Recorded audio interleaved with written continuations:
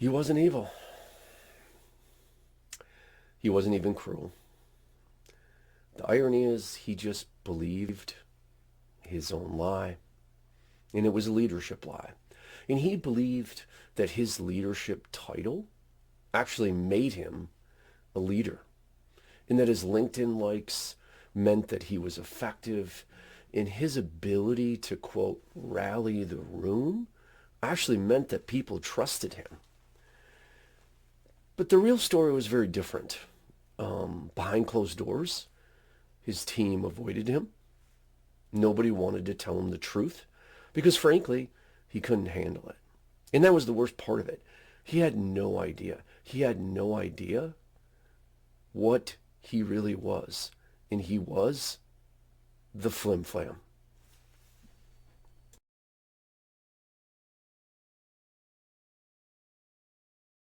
All right, everybody. It's Monday again. Welcome to another Schippers Unscripted. We're going to dig into it. So this week's topic is the Flimflam. So what does that mean? So what am I getting at? So what I'm getting at is when people, in essence, they're really, I'll say, and this is going to hit hard because I usually do, and I'm not going to take any prisoners here. We're just going to let it go. And that is this. There's a group of leaders that are actually cowards. They're just full-on cowards. And they project this strength and this, I like to use the acronym, like they project that they're heroes, that there's something that they're really not. And the irony here is that projection, this kind of comes back to the fake it till you make it before, which I have disdain for, but this is a more complicated Jungian version of that. And it really starts to dig into, I'll say the Flimflams actually believe their own projections. They drink their own Kool-Aid, and they do it all day long.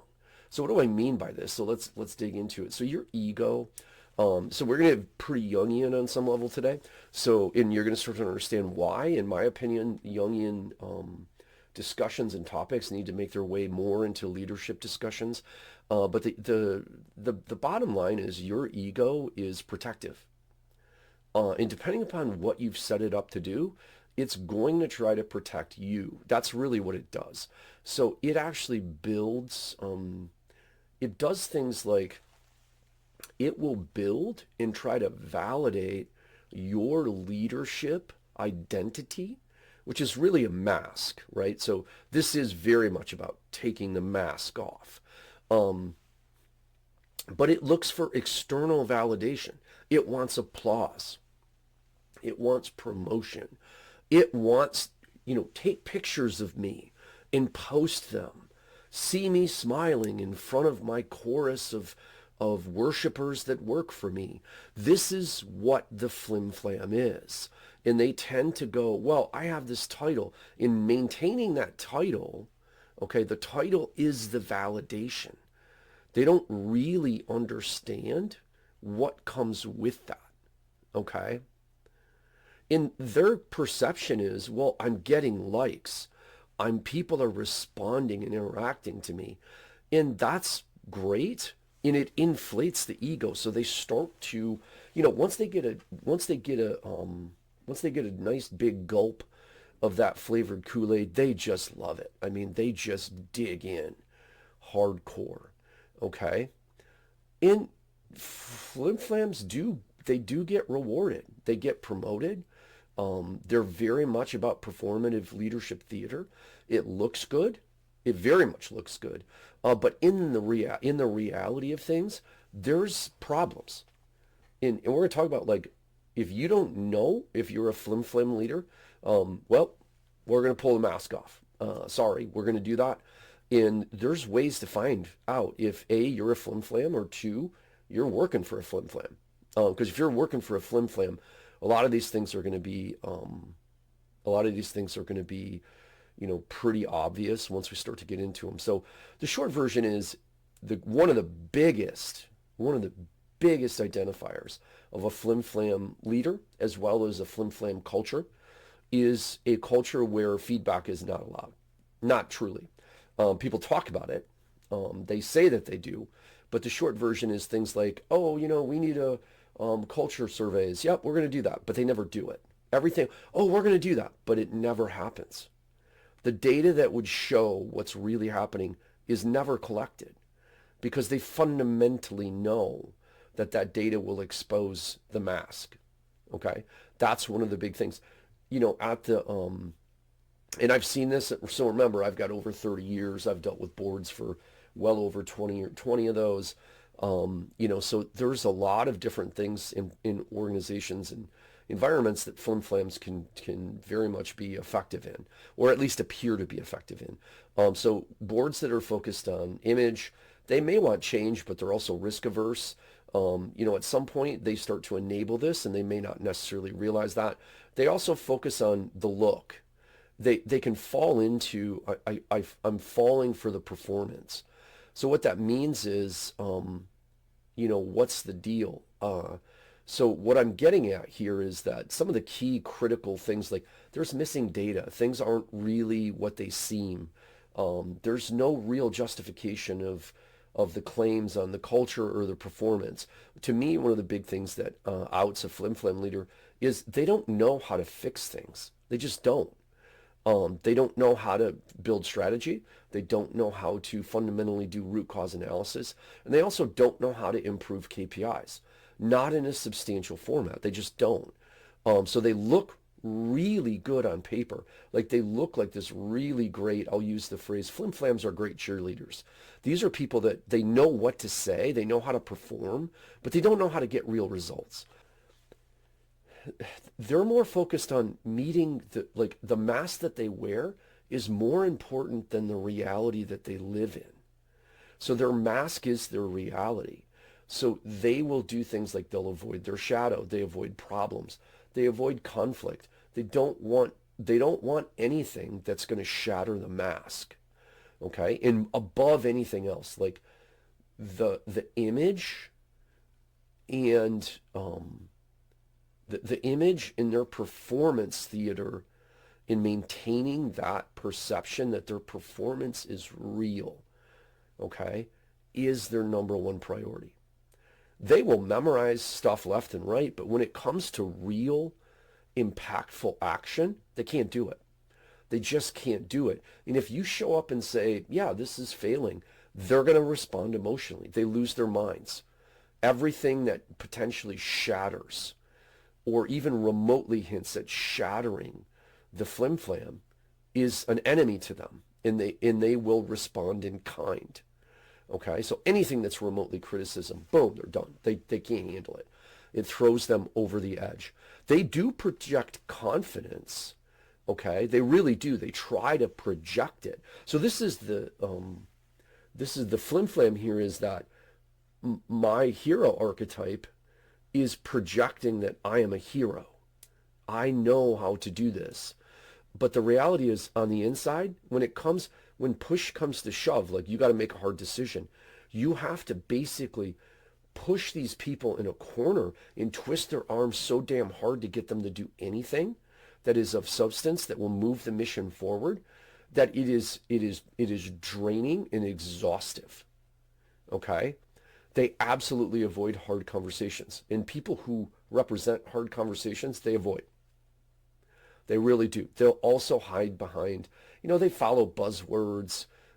They delegate accountability. It's more about, in a lot of the times we'll get into, the theater of delay. We'll talk about the theater of delay more upcoming, but the flimflams they're fakes. They really are fakes. They don't. The irony is, on some level, I do and I don't, to be honest with you. Before, I would say I was empathetic for them. Now, I understand the position that they're in, but it's a fake. It's a house of cards they've built their reputation on, and it's their own damn fault. So if they end up being failures and they end up being known for basically destroying the organizations they were supposed to level up, if they become known as the failure, they got what they deserved. I'm not to be mean, but when you can't get your own act together, that's your fault. No one else is responsible for you or your act. So part of the reason I'm bringing this up is if you fall into this category, you got some hard decisions to make. Because if you're sitting back and you're breeding this false perception, your metrics don't meet what they don't justify your claims. You end up having things like the real performers, the ones who know how to fix things and know how to get things done and have an impact. They start bailing on you. They're gonna bail. And at the end of the day, everything becomes transactional. All your team will be more focused on feeding your ego and keeping their heads down to survive than actually doing anything of substance. So we're going to extend this a little bit. How do you know if you're living a lie? So let's be brutal. When was the last time someone disagreed with you and you actually had an open conversation and were appreciative of it? If you immediately tense and you can't handle disagreement, you're not authentic. And you also don't understand how to lead, in my opinion. And if you feel like if smart people, really effective people make you feel threatened, flim-flam, okay? If you're more about being liked, and that's your primary focus, and this is where the flim-flams get lost. They think they're being liked is just part of what you do for leadership. And leadership is not always about being liked. It's just not. So if you're looking for admiration or praise, like if you're the person who has to, I got to pose for the pictures, I got to smile and look cool for the camera all the time. I understand that's part of the role to a certain degree. But if that's your preeminent focus, you're not focusing on leadership alignment. It's flim-flam.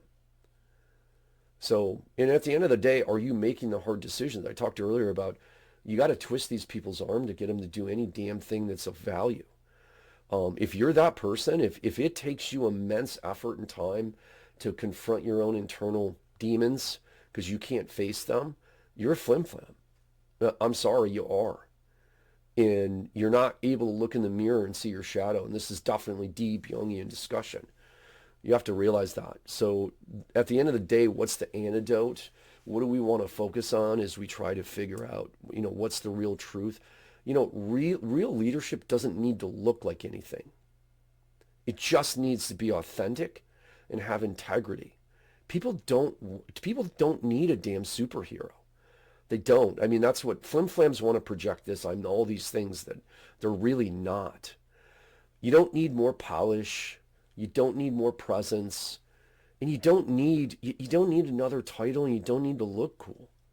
You really don't. You need to focus on moving the mission forward and in the process confront your shadow, because that's where this is coming from. Your shadow and your ego have taken over, and you're more focused on living the lie than actually delivering. And this is the issue. If you're I'll throw the litmus test. I've outed a ton of people with this question or with this statement, and you can tell based off the look on their face. I can tell you that right now. And I have spotted so many people that are flim-flams with this quickly. And is this, you can be right or you can win. They're not usually the same thing. And that, my friends, if you don't understand that